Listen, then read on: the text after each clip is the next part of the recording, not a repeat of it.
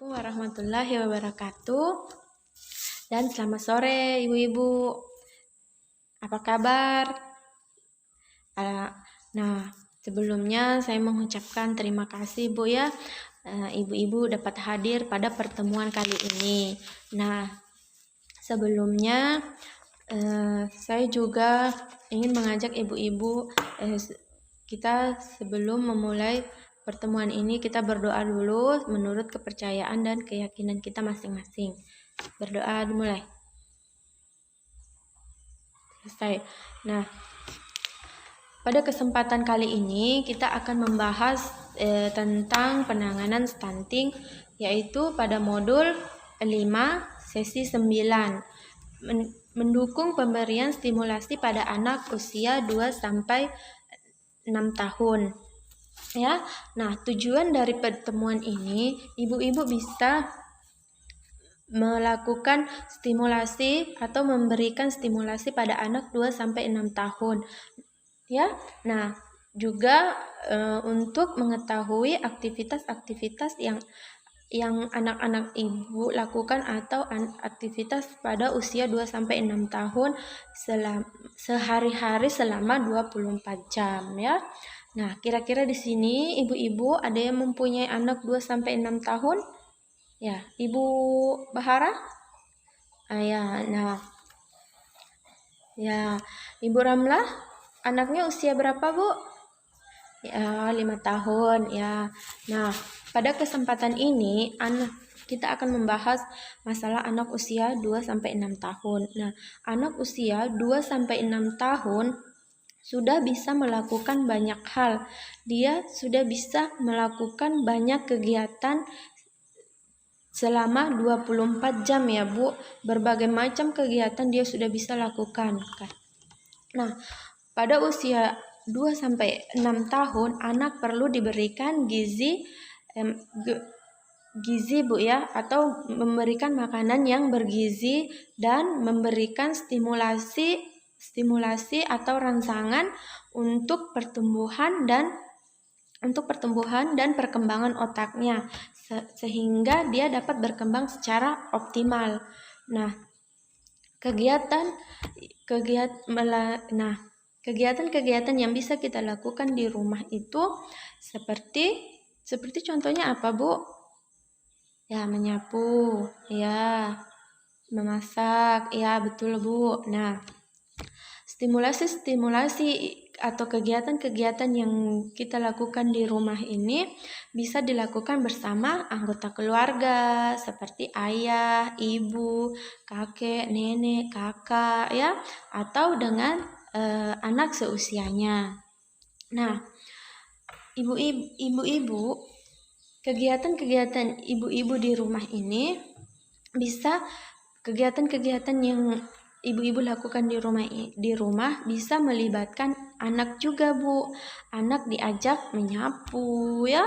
Tadi seperti yang dikatakan Ibu, membantu menyiapkan makanan, ya, membantu memasak. Anak bisa dilibatkan Bu. Nah, kemudian anak-anak pada usia 2-6 tahun ini pertumbuhannya harus dipantau Bu ya, untuk mencegah terjadinya stunting. Ya, stunting memang tidak bisa dirubah ya, stunting tetapi dapat dicegah. Nah, stunting dapat dicegah yaitu dengan cara memberikan stimulasi pada anak. Nah, kemudian Bu,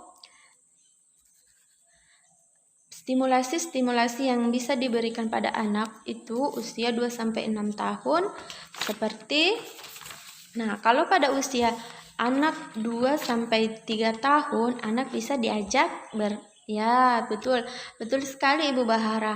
Anak bisa diajak bernyanyi, anak bisa diajak menyapu, anak bisa diajak mengenal benda dengan cara seperti misalnya ibu memasak di dapur, anak bisa dikenalkan dengan benda seperti sendok, ya, garpu, ya Bu ya, toples. Anak bisa bermain dengan toples. Itu bisa memberikan stimulasi pada anak. Nah, kemudian kalau anak pada usia 2 sampai itu kan tadi usia 2 sampai 3 tahun. Nah, sekarang pada usia 3 sampai 6 tahun kita memberikan stimulasi dengan cara mengajak anak merapikan pakaian. Ya, Bu ya. Berpakaian sendiri, ya, merapikan mainannya, menumpuk, menempel, menyusun, Bu ya.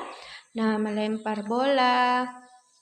Nah, kemudian anak usia 3 sampai 6 tahun juga bisa dikenalkan dengan cara memegang pensil.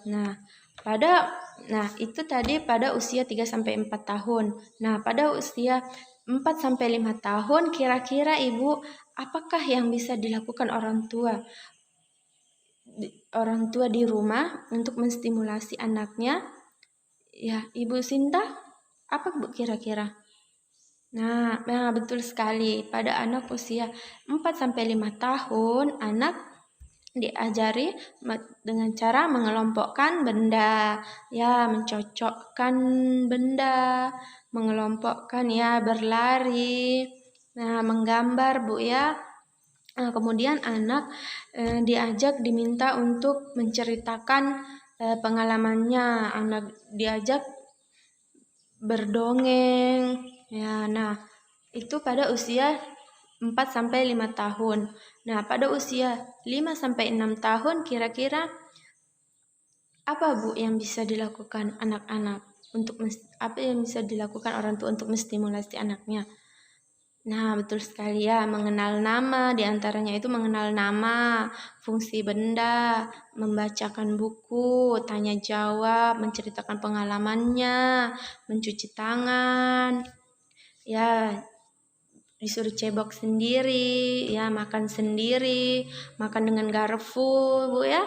Nah, menggunting, menempel, itu hal-hal itu bisa kita lakukan di rumah untuk menstimulasi anak kita sehingga anak kita sehingga kita dapat mencegah terjadinya stunting pada anak kita. Nah, stimulasi ini, Bu.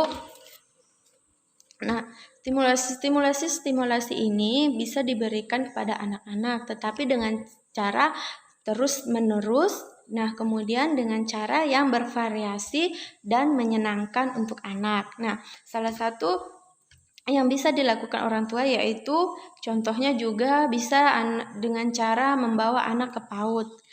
Ya, dengan membawa anak ke PAUD itu adalah salah satu stimulasi yang bisa dilakukan orang tua untuk mencegah stunting, karena di PAUD berbagai macam kegiatan yang dilakukan anak itu merupakan stimulasi untuk mencegah stunting. Contohnya seperti dia dapat berinteraksi dengan temannya, dia dapat berinteraksi dengan teman seusianya, dia dapat mencocokkan gambar, dia dapat bermain peran, dia dapat menempel, menyusun balok. Nah, di PAUD itu sudah beberapa masuk. Di sini ada beberapa anak yang sudah masuk di PAUD, Ibu ya. Ya, nah, kemudian jika ada di antara ibu-ibu ini yang belum ada anaknya masuk di dalam ke PAUD, silahkan dibawa untuk mencegah terjadinya stunting, Bu ya. Nah, stimulasi ini, Bu, di rumah bisa kita lakukan bersama anak dengan cara yang kreatif atau bervariasi dan beragam, Bu ya. Sehingga anak-anak bisa senang, anak-anak bisa melakukan stimulasi itu secara baik dan benar, sehingga dapat mencegah terjadinya stunting dan dapat merangsang pertumbuhan dan perkembangan otaknya sehingga anak bisa tumbuh secara optimal. Nah, ibu-ibu, demikian materi dari saya pada pertemuan kali ini. Nanti kita lanjutkan pada pertemuan berikutnya. Sekian dan terima kasih. Assalamualaikum warahmatullahi wabarakatuh.